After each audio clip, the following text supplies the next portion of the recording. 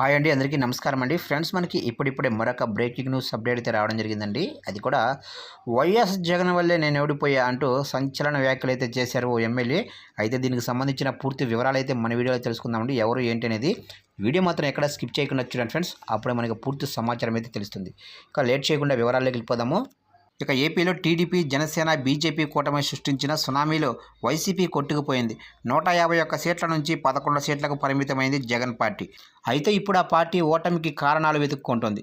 ఒక్కొక్కరుగా బయటకు వచ్చి ఓటమికి గల కారణాలను బయటపెడుతున్నారు. ఇక తాజాగా చోడవరం మాజీ ఎమ్మెల్యే కరణం ధర్మశ్రీ మాజీ సీఎం జగన్పై సంచలన వ్యాఖ్యలు చేశారు.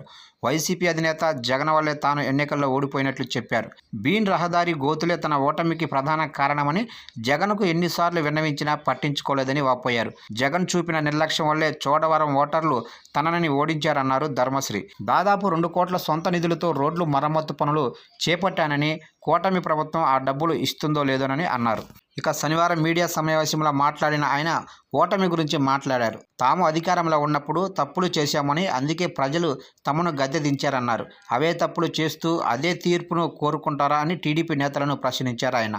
ఎవరైనా మంత్రులు, ఎమ్మెల్యేలు నియోజకవర్గ పర్యటనకు వస్తే వైసీపీ సర్పంచులు, ఎంపీలు, ఎంపీటీసీలు, జెడ్పీటీసీలు వారికి స్వాగతం పలకాలని తెలిపారు.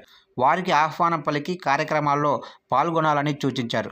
అలాంటి కార్యక్రమాలకు ఆహ్వానం అందకపోతే వెళ్ళకపోవడం వారి ఇష్టమని అన్నారు. ఇక ఇటీవల ముగిసిన అసెంబ్లీ ఎన్నికల్లో చోడవరం నియోజకవర్గంలో కరణం ధర్మశ్రీ వైసీపీ తరపున పోటీ చేసి సమీప టీడీపీ అభ్యర్థి కలిదిండి సూర్య నాగ సన్యాసిరాజు చేతిలో 42,189 ఓట్ల మెజారిటీతో ఘోరంగా ఓటమి చవిచూశారు.